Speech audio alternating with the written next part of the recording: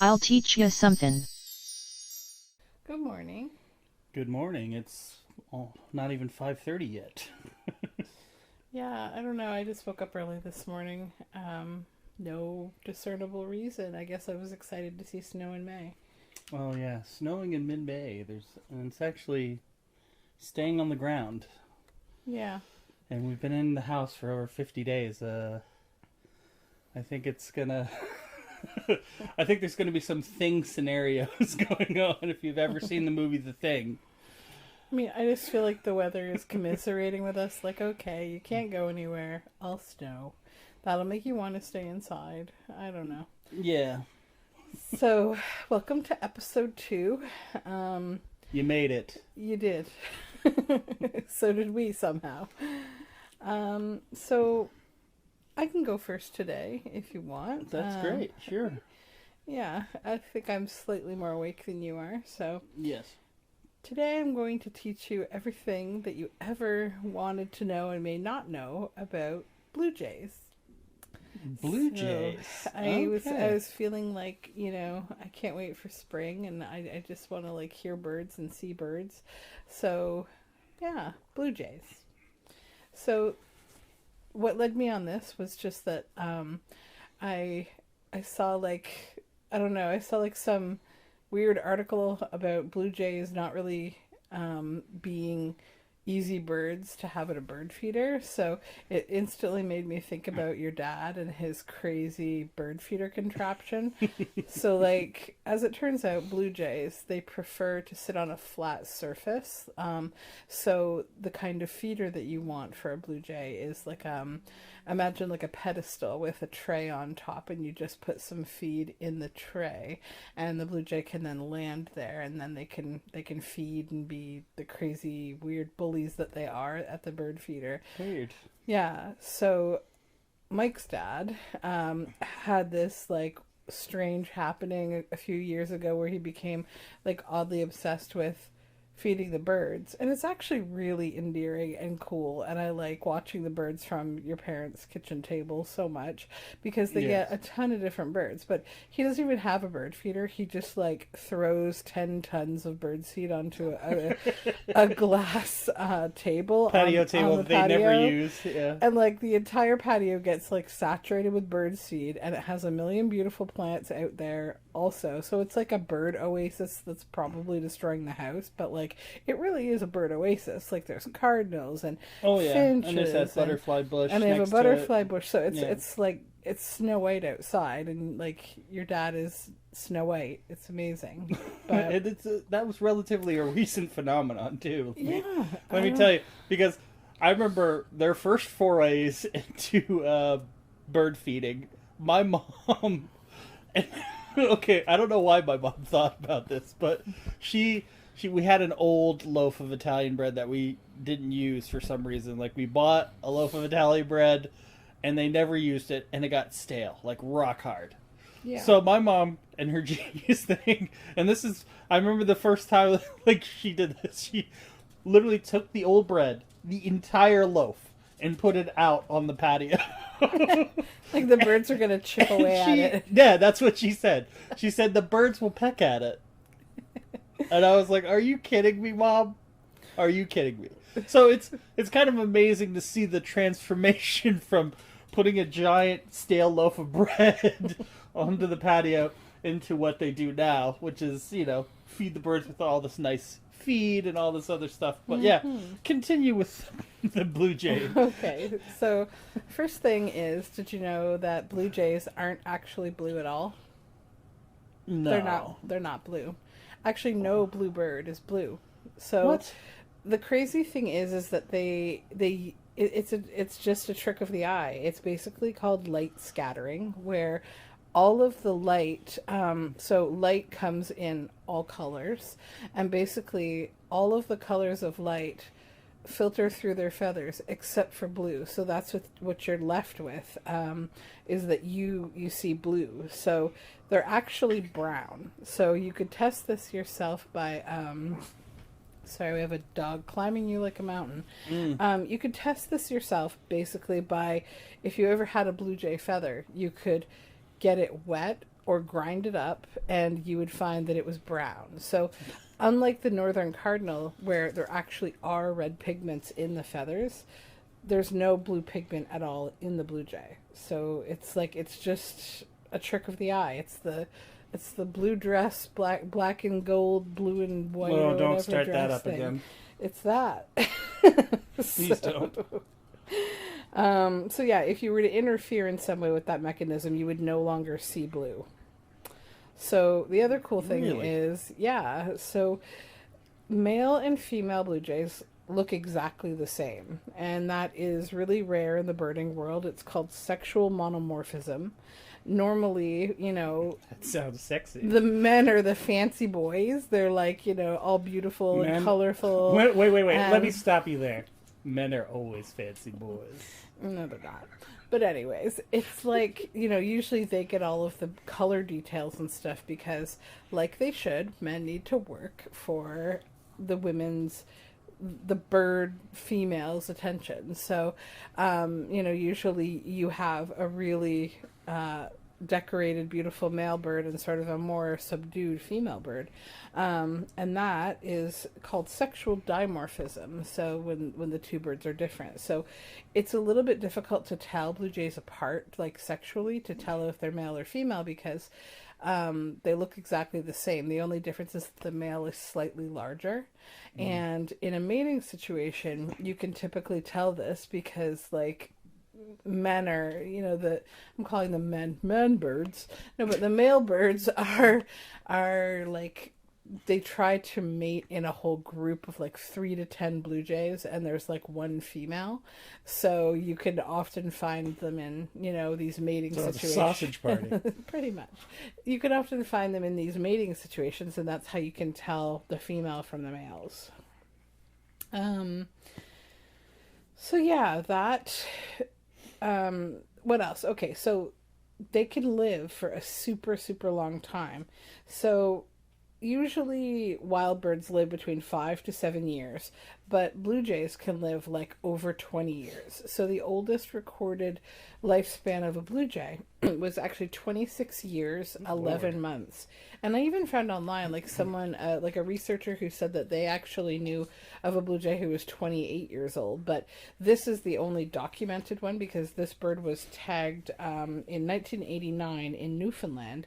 And then it was found dead in 2016. It had gotten caught up in fishing gear in the same locale. So still in his prime. Yeah, pretty much. But blue jays are typically killed by predation, like hawks, raccoons, cats, snakes, squirrels, things like that, or a human-made object. So this is why it's really important to, take care of your garbage properly. So, sorry, the dog is trying to burrow under you. Burrow under me. So yeah, like things like fishing nets, but also things that you don't necessarily think about. One of my passions is trying to scream into the void in the world about balloons and also paper lanterns, often called Chinese lanterns. Like, balloons are literally like environmental cancer. Please don't buy them. They are not they're not cool. They're not even cool at parties. Like, who's like, ooh, look at those balloons, Like, so what you need to quickly know about balloons, this is my side rant, is that there's no such thing as a biodegradable balloon. Latex, any of it. None of it is biodegradable. There's a ton of science that supports my theory online, but I've also done it myself with a biodegradable balloon, quote unquote biodegradable, that I put in my compost, and it lasted for 4 years. And it didn't break down at all. It just basically lost its color chips, and it looked like this silver bag, but it did not break down. So do not be sold the fallacy that there is such a thing as a biodegradable balloon. There is not. The other thing is, we have a worldwide shortage of helium. That helium is actually used in MRI machines. It's a very important resource that is non-renewable. So yeah, it's amazing to me that like they're still selling helium in like dollar stores and party stores just for the purpose of like blowing up stupid 50th anniversary grandma balloons or something. Like, it's just like, why are we even? But you know why? Because crazier yet, did you know that there's actually a balloon like council. Like what are those parties called in lobby parties? Are they in cloud makeup? I My first mean, question. this is the United States, so probably. No, but like they're a truly they have a lobbyist like council. So like they're political. They actually do support this whole balloon situation. Oh man, balloon politics. That should be another episode. Yeah. Whoa. That would be actually a really cool thing to talk about, like all the bizarre parties that exist, like for lobbying, like lobbyists. Oh, I'm sure there's lobbies for everything, but the balloon lobby, Yeah. that's a lot of hot air. But bum. Okay, save me. So the other thing that can kill blue jays is, for whatever reason, the West Nile virus.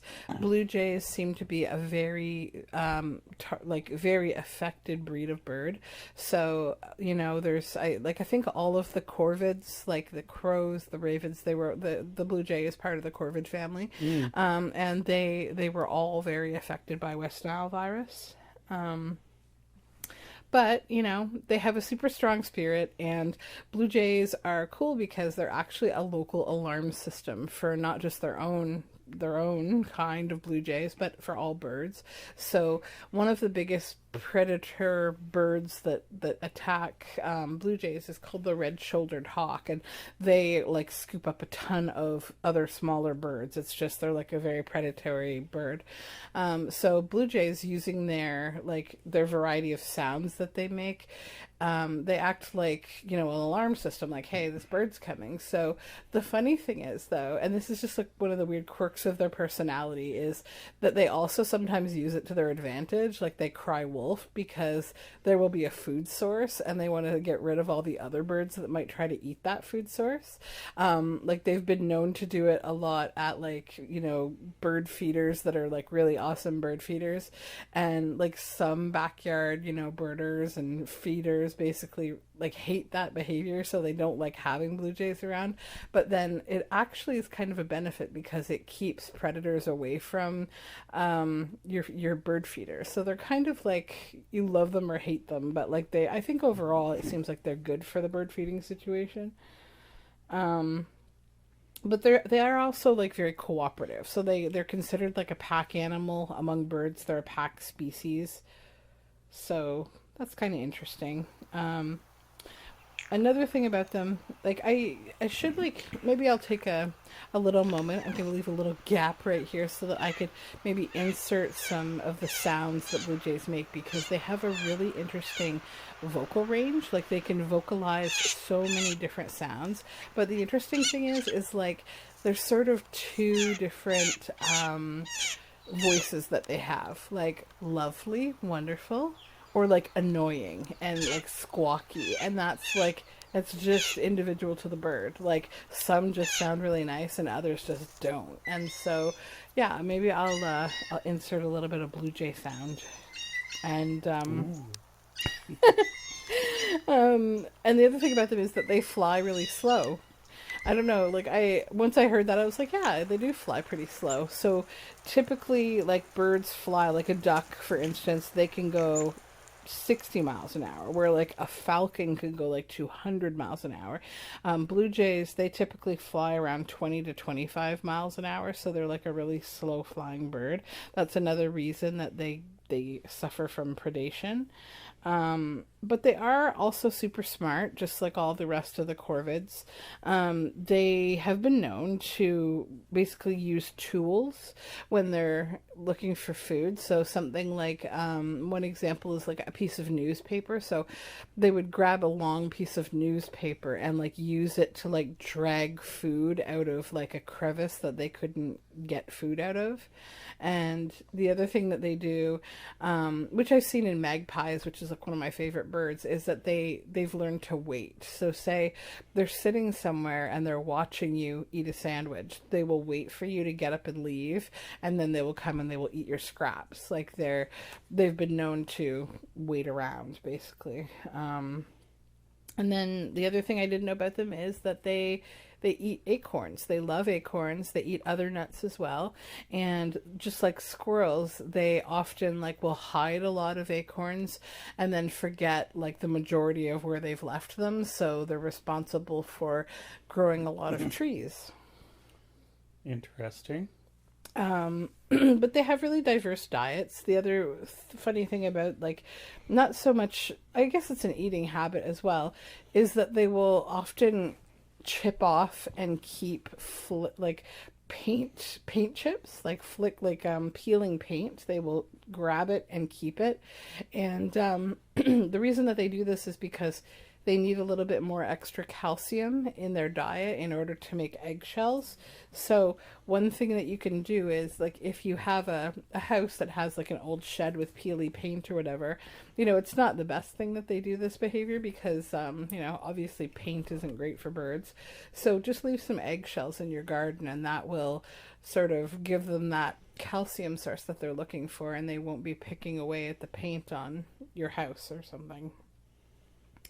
And then, okay, so wrapping this up, I think I have a couple more things. So first thing that's really cool is they do this thing called anting, where they actually bathe in ants. They will even crush up ants into a powder. That's creepy. And rub it and rub it all over their body, like their wings, because it's like ants have formic acid in them, so they can use that as a weapon to protect themselves.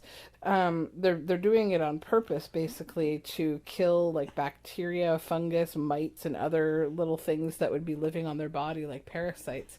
So again, they're bathing in the blood of ants. I mean, ants, like, they have a hard time. Like, I would not want to be an ant. I think they're like one of the most like, they're like a really easy victim bugs. Yeah. Can you tell it's like 5 something in the morning? And the other thing is that blue jay fathers are not deadbeats. They hang around and they are like very good partners. They build a nest together. They're monogamous. Like, they take care of their kids. They do. And when the female is sitting in the nest on eggs, the father will go out and get food for her. And they also don't like abandon their kids like a lot of animals do. What a nice man. They actually stay together. They travel together until their babies are around 17 to 21 days old. And then last thing is just that they have a weird migration like behavior. It's totally unpredictable. Sometimes they stay where they live. Sometimes they migrate to all different places. You know, there's a lot of people who know a lot about birds, you know, scientists, birders, people who study birds, and no one can make sense of it. They just do whatever they want, and it's not predictable by individual bird or by region. They just do whatever they want. Wow. So, yeah, that is everything that you ever needed to know about blue jays. Pretty much. I didn't know that there was that. I'm shocked that they're not actually blue. I know, that was the biggest thing that I took away from it too. It's pretty cool. Yeah, thank you for teaching me something. So I guess it's my portion of the podcast. Yep, cut off a big slice. Yeah, cut off. Sit down. You're in for a ride. I was actually, we were supposed to record this yesterday, and I didn't have a topic, and just wasn't able to prepare myself. But and then our daughter woke up. So then our daughter woke up, and then we couldn't record. It would have been chaos. Yes, yeah. There's no way we can record if she is in the room. 3-year-olds, I tell you. Yeah. But so the topic that I'm going to teach you is vinyl records. Okay, specifically the technological advances in vinyl records and how it shaped how we interpret musical information. So, turn of the century, Thomas Edison comes up with a way to record audio through his Edison phonograph. He records on a shellac cylinder, okay, to record sounds. Basically, you shout into a horn, and that horn vibrates a needle that makes an imprint on the record that picks up all the sound frequencies that can be replayed. That's the first instance of recreated music or being able to record music. Before then, music was the way that you can only recreate a music performance would be through punch cards on a player piano or, chimes on a drum mechanically. Actually, to listen to music again, otherwise you would have to listen to it in a live performance. So, it was funny to think that vinyl records didn't actually start out as, round records as today, but they started out as cylinders, phonographic cylinders. And they would record maximum about 2 minutes on one cylinder. You might see these in antique stores. They're fairly... Yeah, I've seen them. We had a couple of them at the museum that I worked at as well. Yeah, they're fairly expensive, but they're brittle. They didn't really sound that good. Usually they're like rotted or something when you do see them. Yeah, they were made out of shellac, which evolved into when they made records in a round way. Mm-hmm. Okay, when they made it in a circle, they started out with 10-inch records that were made out of shellac, usually one-sided, but they eventually went to two sides, and then you have what you call 7-inch records, which are the 45s with the big hole. Mm-hmm. And then you have 33 1/3 records, the 12-inch records. Which ones are the really thick ones? Like the really thick plasticky ones? Those are the 10-inch shellac records. Okay. So that's the next evolution of vinyl records, is that they figured out, that they could play for a longer running time if they used a bigger record, and then, that's what played on Victrolas and things like that. You got about 2 minutes on a cylinder. You could get about a good 4 minutes on a 10-inch record. Mm-hmm. So you kind of expanded your possibilities in what you could record in terms of music. But as you can see, what I'm talking about is that the fact that, you were only able to record so much. So, back when composers made symphonies, before recorded music, a musical piece could last 40 minutes, hours, some many hours, depending on the composer. But, the way that... That's not tedious at all. No, it's not tedious at all. It's like that's the equivalent of like the middle-aged man's guitar solo from like the 1700s, just like milli, milli, milli yeah, like hours. song poems that would last forever. But horrible.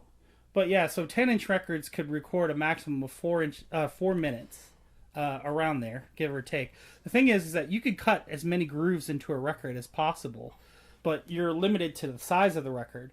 And then what I didn't know, and which I would like to teach you right now, is that depending on the frequency that you record, is if you record at lower frequencies, those require more space in the record. Lower frequency, like bass response, things like that, actually require more space to be recorded on a record. Cool. Yeah, and the deeper that you cut in, okay, that requires that your sound quality goes down. So I wonder how like the technology, sorry, that's a baby cough, how the technology like of making the records actually affected like the music industry, like the creation of the music at the time, like the limitations that composers would know that they were under when they were making music. Exactly. So when they were recording these songs, like the way that they actually recorded was different too. Like back in the day when you recorded, like for phonographic records and early phonographic records, you recorded it acoustically. So basically it was the shouting into the horn, mm-hmm. and the horn would vibrate the needle. And then they invented the microphones, which they could, which they can amplify the sound better. And then you can actually do a more direct recording. And then they came up with multi-track recording and things like that. But, disclaimer and interruption. baby is awake now, so there's going to be all sorts of different whatever bodily noises a human can make. He's almost 6 months and he's getting really noisy these days. But anyways, so records, they went to a 10-inch size, then they went to the 7-inch size, which is the small record. Mm-hmm. So the speed of a record also affects how the sound quality is. 10-inch records spun at 78 revolutions per minute was the standard, give or take. So if you play a record really slow, the sound quality degrades. So you need a specific, range in order for it to sound good. Right. So they came up with the 45 RPM record, which is the 7-inch record. And then they came up with the 12-inch record, which is 33 1/3 revolutions a minute. Right. Yeah. So they came up with the 7-inch record, and people always wonder, like, why do they put a big hole on the 7-inch record and a little hole on the 12-inch record? Mm-hmm. The reason why they did the big hole is because it was proprietary. The RCA company, which was a huge name in phonographic records and vinyl and everything, they had a player that specifically would play 7-inch records and had a spindle that could hold multiple records. So records, for the most part, were bought a lot exclusively by radio stations. Mm-hmm. Typically, homeowners couldn't afford, a vinyl record player in the early days, because they were very expensive, and needles are still finicky today. Replacing needles is a whole other pain in the butt. I was dumbfounded at how expensive needles are for record players. They're still very expensive. Because I think I got you one for your turntable last year, and I'm like, what? Why is this? What? Well, yeah, those are Ortofon needles. Okay. Very expensive. But anyways, so the reason why they had the big holes is it was just a proprietary thing. But a 45 RPM record has a maximum runtime of about 3.5 to 4 minutes. Right. The more grooves you cut, your sound quality degrades. Depending on what you're recording, it also shortens your recording. If you're recording a lot of bass, like in dance music, you wouldn't get a lot of space in a 7-inch record. That's when 12-inch records came out. Mm-hmm. 12-inch records had way more space, and they could do a 12-inch single that had a lot of bass response, like in early house music and early dance music, that had a lot of, bass instead of treble. And they could record, a full dance song, no problem. LP records, maximum runtime is about, before you degrade in sound quality, is about 25 minutes or less. I mean, I just think 45s are a pain in the neck because, especially when you collect and buy them, because there's usually 1 or 2 songs on them, and then you've got this whole giant piece of plastic. I mean, not giant, but it's a big piece of plastic to have for 1 or 2 songs. Oh yeah, definitely. I mean, 12-inch records were the same way, but that's literally how things were created. You have to understand where I'm coming from, because my house is literally sinking into Middle Earth because of your record collection. But it's they're. I guess I look at it from an economical standpoint, but I honestly think we're at a weird time in media, and I guess because of the generation that I've grown up in, sort of pre-internet now to super, the internet had a purpose and now it's lost its purpose. We've come full circle, and they're creating all these clouds, right, to put all your music in, and all these streaming services and all this, and it's it makes me so uncomfortable because it's you never own anything, and I know the benefit and the joy that you get from certain music often, especially nowadays, it will wane. You're only going to be interested in a certain, album maybe for a couple of years of your life, and then you've kind of heard it, right? But I don't know. It's also just weird to me. I have this massive collection of like CDs, because that was kind of the thing that was the most enduring for my lifetime. But, you know, do I listen to them? Like sometimes, every now and then. But now we've come full circle. So now we're back to young people want to buy vinyl records, and so that's like the only available media. They're not making CDs anymore. They're not making tapes of any kind anymore, I guess. I mean, I guess they make CDs, but like... No, they're making tapes too. Cassette tapes? Oh yeah. Really? For some reason there's a resurgence in cassette tapes. Let's bring back the 8-track. We're forgetting one. Yeah. But like, I just wonder, like, you know, so what is going to happen now? Like, will vinyl stay king, or will we go down the same bizarre route of like, you know, because if you think about it, like vinyl was never an economical media. That's why we came out with, like, you know, it was the 8-track, and it was this big chunky tape. Then there was, you know, the cassette tape, and it was a smaller, more manageable tape. And then, you know, the CD, which is like even less plastic, this little thing. And, you know, I felt like it's a pretty environmental thing if you just get rid of those cases that nobody uses except in weird Japanese craft videos where they use them for everything. Yeah. But like, I don't know, like, or will media just become this weird, like, bubble that you never own because it's all streaming, and like, I don't know. So the whole situation makes me uncomfortable. Well, certainly, like, records are like so expensive now. It's ridiculous. Yeah, well, this is the thing too. Like, there's a whole bunch of points you just drug up, but I was kind of leading to a lot of this stuff because of the technological limitations of what you could record and put on vinyl and then recreate and sell out into the world became what musicians wanted to do. Because, you know, when you were a musician before you had recorded music, you wanted to go play live in front of as many people as possible.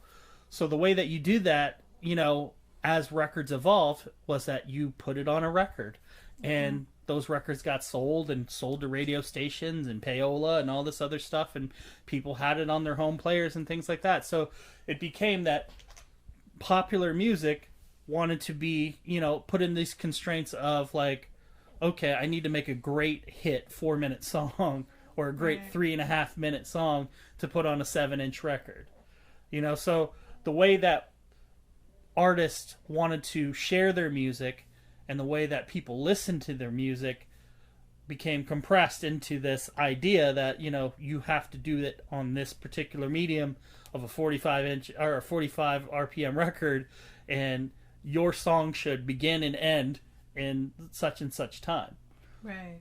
You know, and that's how we shaped popular music. You know, if listen to top 40 popular music songs, most of those songs will end up 3:30 to 4 minutes. Like, if you go on any YouTube song, most popular songs will not last more than 4 minutes. Mm-hmm. You know, they just under 4 minutes. Yeah. You know, so it kind of makes you wonder what we would be left with if there wasn't this technology limitation. Like, we'd just have music where it's like people would just never shut up because they love the sound of their own voice so much. Well, yeah, I mean, as the music, you know, like with CDs, when CDs came out, that trumped vinyl when we were, you know, teenagers, they had a max running time of about, I think, 78 minutes. Mm-hmm. You know, not per side. There's only one side on a CD, but they ran to about 78 minutes.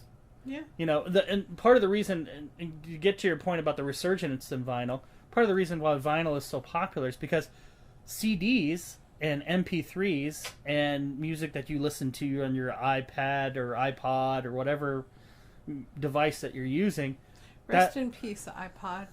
I will forever be angry about your existence and then how you were taken away from me in this life. Hey, I'm still angry about the Zune. Okay, but the Zune never was anything.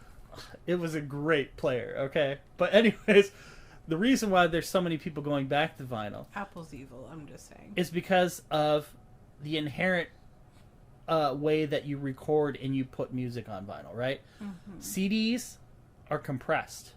They're compressed files. They're ones and zeros. Mm-hmm. Vinyl is a more accurate representation of the live recording. because it was recorded. Yeah, like the quality of the music is definitely the reason that vinyl. Yeah, there's a higher range of highs and lows in vinyl. Like typically in CDs, if you have a program like Audacity on your computer and you play a waveform that came out from a CD, you see that the audio is very compressed and that you don't see as many highs and lows in your waveform when you play the music. I mean, I just find it funny, like, the diet for music is like, you know, poop and vinegar. Like, because it's just like, you know, I need this pristine vinyl sound 10% of my life. The other 90% I'm listening to some crap on my cell phone through this pathetic tiny speaker. Like, it's just a funny, like, juxtaposition of music and how I listen to it. And I think in today's day and age, you know, artists today, they do have more control over how they want their music to be presented. You know, if you're one of those people, by the way, who, like, listens to music on the speakerphone of your phone, stop doing that. Because, like, nobody likes you when you do that. It's really annoying, so don't do it, because it's, like, really tinny and loud. It's like those people who don't know how to, like, use a cell phone or something, so they walk down the street with it in front of their face, with it on speakerphone, and they always have, like, some in-law who's screaming about something on the phone, and they're just like, no, Mom, I told you, I'm at this bus stop, and it's just, like, the most irritating thing in the world to hear, like, two tinny voices screaming at each other. So please don't play music that way. Well, the people have graduated to AirPods and wireless, and I know, which is good. Yeah, but at the same time, people are actually destroying their hearing. I know. With AirPods. I mean, it's just weird. Like, I don't know. I've never been the kind of person like I grew up with unsolved mysteries. We did not go out walking with like two earbuds in your ear so you can't hear like the inevitable creeper that's going to capture you any minute. Like, you can't do that. And like people who drive with these things in irritate me too. Like, how are you going to hear anything? Like, what are you doing? Well, yeah, and you know, that just brings more to the point that little changes in technology, whether it be because a company wanted to make it so you bought their particular player or etc., makes... Don't fall for it, Apple. Makes all sorts of different changes societally, like on how you listen and interpret music. They're like drug dealers or something. Yeah. Like, they dangle this in front of you. Like, ooh, look at this iPod. You're going to fill it with thousands of your favorite songs. It's going to be the best thing ever. It's going to make you so happy that you don't got to flip a tape or go back to the days of the Walkman when you went through like 27 Walkmans between the ages of 10 and 12. And so like it's this perfect player, the iPod. It was great. They even made the little tiny ones. You could work out, you could do whatever you wanted with these little things. And then they're like, no, it's gone. Now everything's in the cloud. Well, yeah, and that's the thing. Like, I think a lot of people have gone back to loving vinyl because of they want physical media, you know, in an age of cloud media. Yeah, I mean, it's lame to not own anything. And like, you know, like all your files, right, that you have on a computer or wherever you keep them, like that hard drive, like, what are you gonna lug this around with you for the rest of your life? Like, you're gonna have a whole bunch of computers, like this computer or hard drive has my wedding photos, and then I've got another one that has like my music collection from, you know, the years I came of age. Like, you know, it's just like, it's the most ridiculous thing. But then I guess it makes you question, like, you know, why do we need to hold on to things? But I think for me, like, it's the trust that things are going to stay available. Like, I want to be able to have that experience again. I really enjoyed a certain kind of music or movie or whatever. So, like, I want that in a format that I can use again. Well, yeah, I mean, I don't feel any different than what you feel. I mean, I grew up in the age of video stores, you know? Where going to a video store and, you know, being able to rent a VHS was like the epitome of your Friday night when you were a kid. I mean, that's the thing. Like, that's why it's so important. Like, support the things you love, because they can go away so easily. Yeah. You know, we've seen it. We're like, you know, we've lived the retail Vietnam of life. Like, and I think, you know, that's why even right now, especially right now with this like coronavirus, is that, you know, so many stores are struggling, your bookstores, your independent, like your stores that sell records, all these things. So definitely see if you can, is there a way to support them, even if they don't have an online store. Reach out to your local, like, pop them an email and say, hey, like, I'd like to treat myself because I haven't been spending money anywhere. Can you put together a little sampling of music for me or something? Like, one of our favorite record stores recently did that for us. And I just think, like, try to hold on to this media because it's important, and like, that's what makes things fun. Like, we don't want to live in a world where, like, there's nowhere to go to just immerse yourself in your passions. Like, there is no independent bookstore. Like, imagine if there was just, the Big W, that horrible store we never shop in. Like, I don't want to live in that world. I don't know. It scares me. Well, thankfully, vinyl has been making a comeback. Yeah.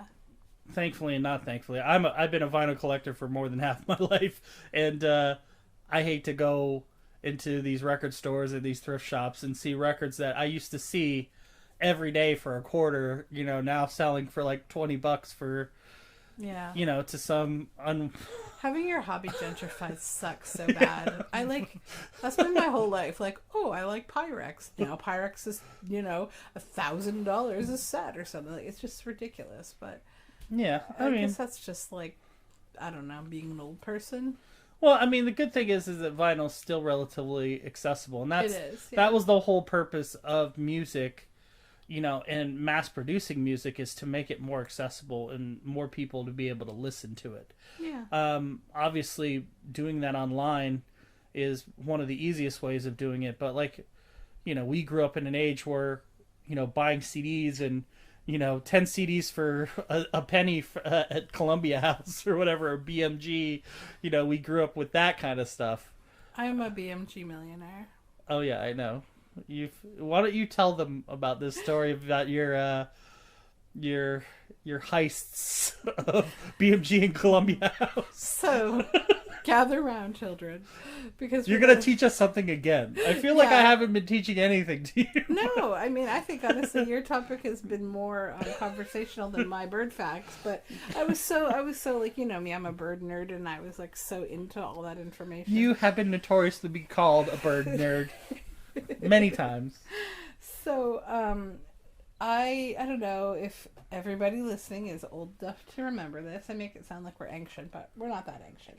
So I'm ancient. It used to be that in magazines, well, at least that's where I saw them, you would see these, like, advertisements to get 12 CDs for 1 penny. And so as a kid, like, I started this around probably the age of like 9 or 10 or something. Like, that intrigued me. Like, I was the kind of kid who wanted to, like, figure out how to, like, get mail all the time, or like free things in the mail. It was like this weird obsession I had. And so I ended up, like, filling out the postcards, selecting the CDs and sending it out. And then, like, I got the CDs and it was 1 cent. And then, so that's how they would get you. Like, that was the first one. But then you had to buy, like, some number, like 3 more full price CDs within, like, the next year. Like, what you had was, like, a membership. But then, like, something happened where, like, they would send you a CD, like, randomly, and if you didn't like that one, you're like, oh, I'm not a Randy Travis fan, and you could just, like, send it back because you're like, nope, your selection sucks, try again. So I started by doing that, like, because they would just send me dumb CDs, like, I'm, ooh, Anne Murray, and, like, you're 10, you're just like, whatever, who's this? And so then eventually, like, I didn't buy any of the CDs, and then as time went on, it became like, I guess that these companies like BMG and Columbia House, they got into some kind of financial ruin. Definitely BMG did. And so I had now processed, like, I don't know, 50 of these cards, and I had gotten, like, a ton of CDs. Like, I'm talking, like, stacks, and, like, I never bought any, and then these companies went into financial ruin. And so I just got, like, hundreds of free CDs, and they claimed bankruptcy, and I was, like, the Monopoly man, just, like, running off with this huge stack of CDs. See, the thing is, I never indulged in that thing because I totally wanted to do it as a kid, But I read the fine print and I was like, oh, I'm going to be financially obligated to buy 3 CDs or something like that. And CDs at the time were like $18. Oh yeah. Well, I mean, I think that like part of my confidence was because like my dad had a friend and he had done it like one time, and like See, I needed a friend. I it didn't was have a like friend. well, this wasn't my friend, it was my dad's friend. He was an adult and he had done it, and like, you know, I figured like, well, if he had done it, but like, you know, the other thing I think about now is that like I totally just did this without consulting my parents at all. Like that's the cool thing, is like you didn't need a credit card or anything. You just like You just needed a stamp in the mail, fill it Yeah. out, and then send it. That's and all I you just, needed like, to do. it's just like a financial commitment. Like probably it said you should be 18 years old to do this, but I was just like, you know, who's gonna stop me? Yeah, they're not going to age verify you over the mail. Yeah. So Oh man, there was a lot. Yeah, I could have had hundreds and hundreds of CDs, but I bought them the old-fashioned way. well, see, I wasn't always as sly though. So there was another one called QPB that was for books, and like they did the same thing. And actually, I still see these in like weird like craft magazines. Like they still have something similar, but like this one was just generally books. So I tried it with books, but they held me to the contract, and I actually did have to buy like 3 books. And Oh, that's just karma catching up with it was you. disgusting. The books were like $50 or something. Like, you know, it was ridiculous. So But you're mad about that? You've got like 5 free books for a penny or something. Come yeah, on. but it wasn't as good as the CD market that I was running. So it Yeah, was, well, yeah, that's yeah. that was a sweet deal. But like the thing is that they could give you CDs for a penny because they were so cheap to make. Yeah. Right? You know, you had a plastic jewel cover, which is probably the most expensive thing on a CD. And the most unnecessary. Yeah. And, you know, you put in liner notes. You could have just put one sleeve in. Imagine that with a vinyl record. A vinyl record has to be physically pressed. Yeah. Right? And you got to use like 180 gram vinyl or less. And, you imagine this situation for vinyl. It would like never work because like shipping would be like $95. You know? Yeah, well, like, they probably had mail order for vinyl, but yeah, there was probably shipping and handling costs incurred, you know, given, you know, whatever it was at the time. But, you know, that's just the way that music just went, you know, and CDs became the new thing. mm-hmm. But, you know, vinyl's making a comeback because people like, you know, having the 12-inch cover art and all the nice the liner books notes. and stuff, yeah. You could only shove so much into a CD, you know? And it just, I mean, CDs just felt cheap to me, you know? Yeah, definitely. When they first came out. But, yeah, you definitely appreciate vinyl more, even though it's more of a fickle medium, you know? Vinyl gets dusty, vinyl gets scratches on it pretty easily. Mm-hmm. CDs got scratches too, but, like, they weren't like vinyl. You know, you didn't require a needle to play them. You could play them in a Sony Discman, you know. Mm-hmm. And it gave you way more portability options. I remember those anti-skip CD players. Oh, yeah. You know, 20-second anti... That was like the thing back in high school too. Like, it was just like you had to get the biggest anti-skip ever. Like, because apparently you were just walking in an earthquake all the time. You're just like, I got a 30-second anti-skip. It's like I could be shaking for 30 seconds and my music won't stop. Well, yeah, like I was just happy like when the Discman came out because like it was like I could put. I mean, first of all, I could use it with a CD, and then I could go running with it, and it wouldn't you know, skip anymore. But So you couldn't do that with a vinyl record. I mean, I think my biggest music trauma is just all of the various tape players that I went through as a kid. Like, yeah. you know, But tapes never skipped. No, but you had to flip them, and Yeah. you know, sometimes the ribbon inside would get pulled out. Yeah. That would suck. And then you'd have to use a pencil Yeah. to bring it Or back in. if the mechanism to rewind or fast forward your tape like broke on your Walkman. Like, I had so many Walkmans. Sony has made so much money from me through the years. It's crazy. Oh, yeah. Sony guts. Mm-hmm. But anyways, I think I taught you something. You did. You absolutely did. Yeah. But yeah, I mean, it's just funny. Just take vinyl records as an idea of like, just think of all the technology that we share ideas and thoughts on. You know, whether it be creative or just like sharing media and things like that, and see how it's shaping our lives. You know, you could say it for streaming media right now. That apply it to streaming media. Apply it to things like Twitter. where you have limited, amounts of characters, which I think they've taken the limit off now, but it applies to everyday life. Look at the technology first before you shape an opinion about it. So I'm going to end this podcast with my aforementioned promise of some Bluejay sounds. So I'm not going to stick it in the middle because that will require more editing time than I feel like doing today. And if you guys want, I can play just scratchy old records. But anyhow, thank you for listening to episode 2. Thanks for sticking in there. Yeah, and have a good day. All right, yeah. Bye-bye.